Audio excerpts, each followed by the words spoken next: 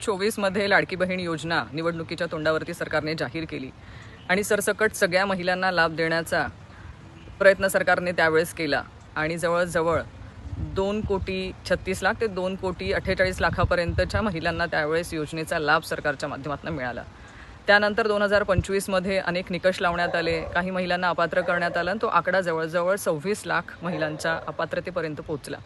त्यानंतर आता 2026ला ई-KYC ची अट अजून महिलांना लावण्यात आली आणि त्याच्यानंतर जवळजवळ 80 लाख लाभार्थी महिलांचा आकडा सरकारच्या माध्यमातून कमी करण्यात आलेला आहे। सरकार हळूहळू ह्या लाडक्या बहिणींच्या लाभार्थ्यांचा आकडा कमी करतोय का काय?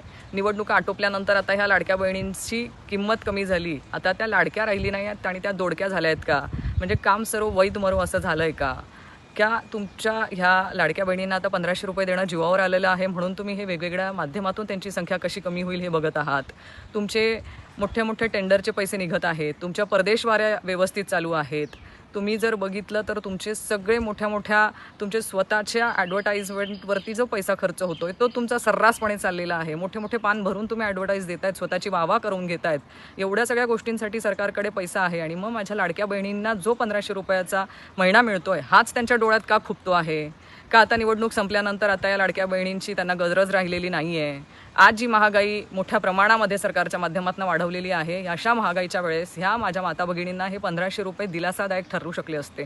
त्यांना आज त्यांच्या संसारामध्ये याचा हातभार लागू शकला असता, पण ते न करता ह्या लाडक्या बहिणींची संख्या कशी कमी करावी ह्याच्यावरती सरकार जे अटी शर्तींच्या माध्यमातून जे अन्यायकारक वृत्तीने काम करत आहेत त्याचा आम्ही तीव्र शब्दात निषेध व्यक्त करते आणि ह्या सरकारला ह्याच माझ्या लाडक्या बहिणी नक्कीच त्यांची जागा दाखवून देतील, आम्हाला विश्वास आहे।